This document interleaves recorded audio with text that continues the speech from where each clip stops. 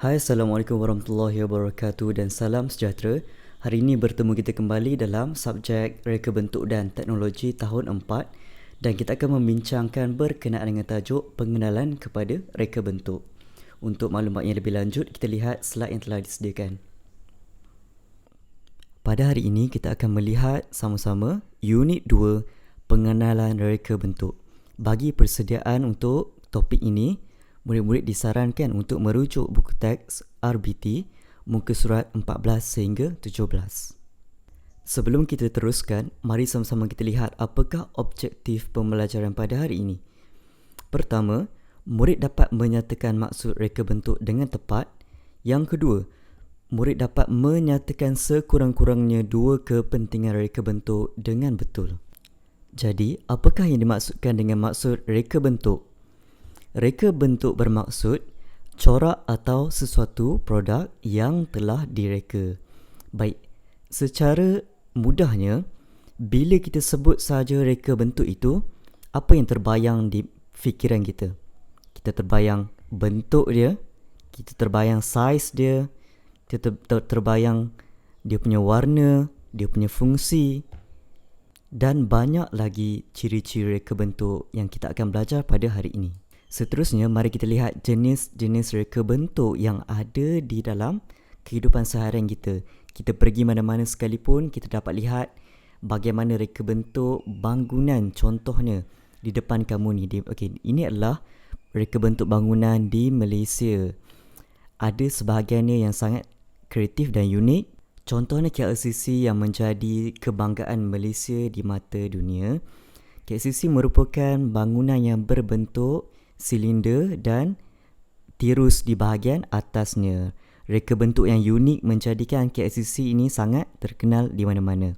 Di sebelah kanan KLCC kita ada bangunan MyTech. Bangunan MyTech merupakan bangunan yang telah terinspirasi daripada bentuk biji getah. Seterusnya ialah bangunan Suruhanjaya Pencegahan Rasuah Malaysia SPRM yang terletak di Putrajaya. Kalau kamu semua pernah pergi ke Putrajaya dan banyak bangunan yang menarik di sana, dan bangunan SPRM adalah salah satu daripadanya yang sangat futuristik, yang kita lihat macam seperti bangunan pada masa depan. Dan yang terakhir sekali, bangunan Telekom yang terletak di Kuala Lumpur yang seolah-olah bentuknya seperti sirip ikan. Selesai dengan bangunan di Malaysia, kita beralih kepada reka bentuk kereta-kereta di Malaysia.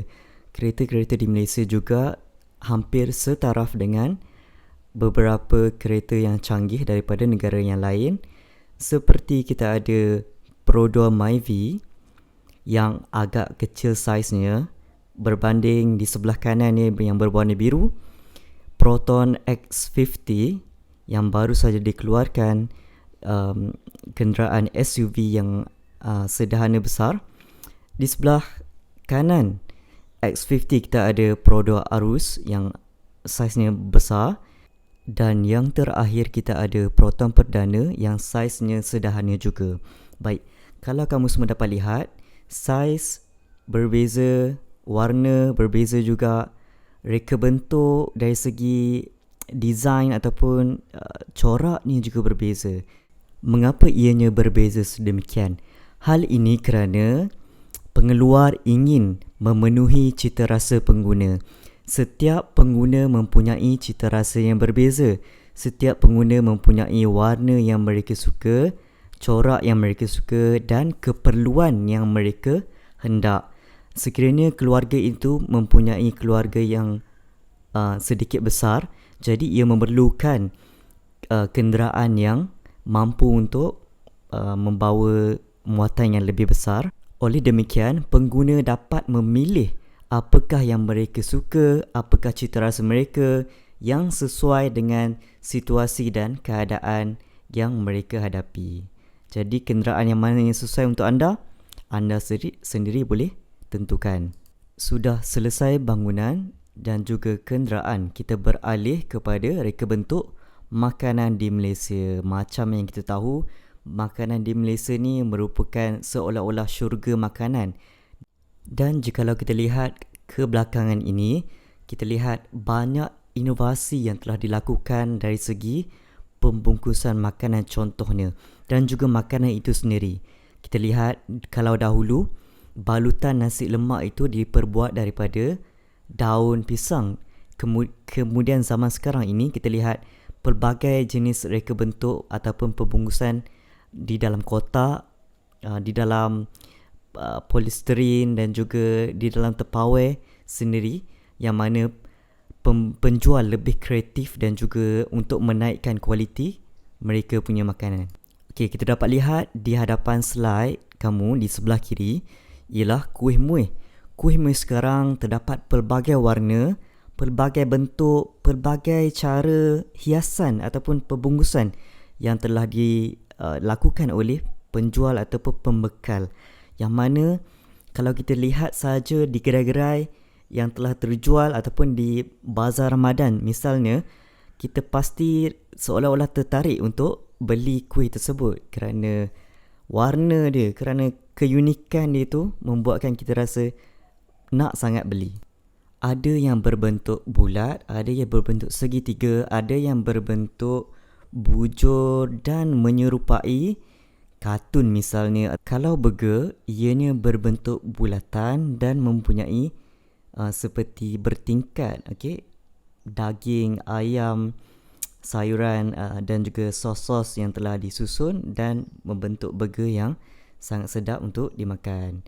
Begitu juga dengan buah-buahan yang telah dihias dan dipotong dan membentuk corak tertentu. Kalau kamu semua dapat pergi ke majlis kahwin ke ataupun pergi ke pameran untuk seni-seni makanan, kamu dapat lihat buah-buahan boleh diukir menyerupai bentuk bunga contohnya, menyerupai bentuk haiwan dan binatang yang comel.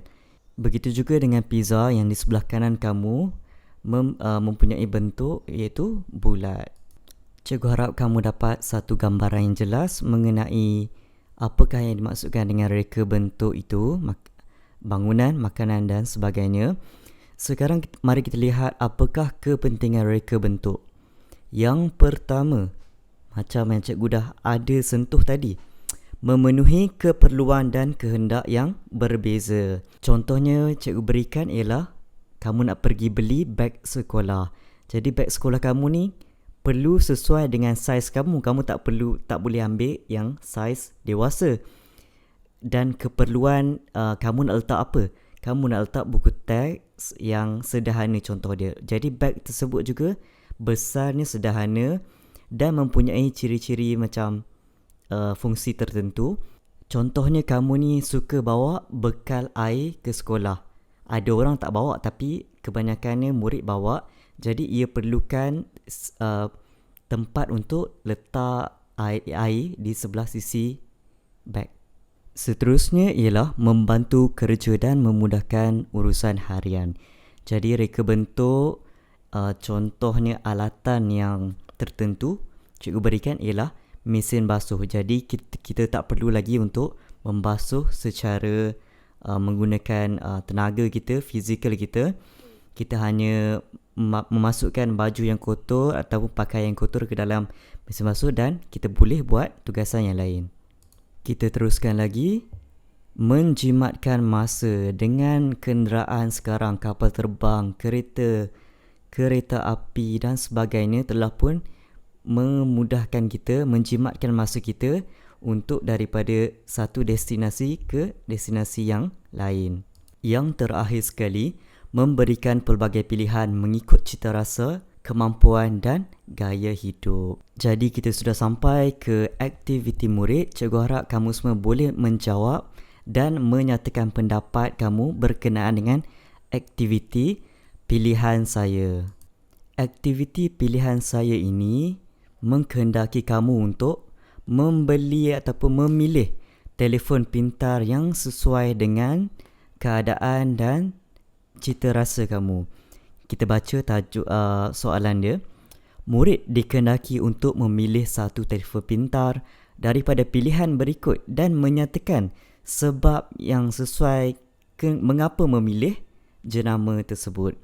Baik, sama-sama kita lihat jenama A, B dan C. Kita lihat apa yang ditawarkan dengan jenama A. Okey, jenama A berharga 650. Hanya menawarkan warna biru sahaja. Jadi juga menawarkan 1 tahun waranti.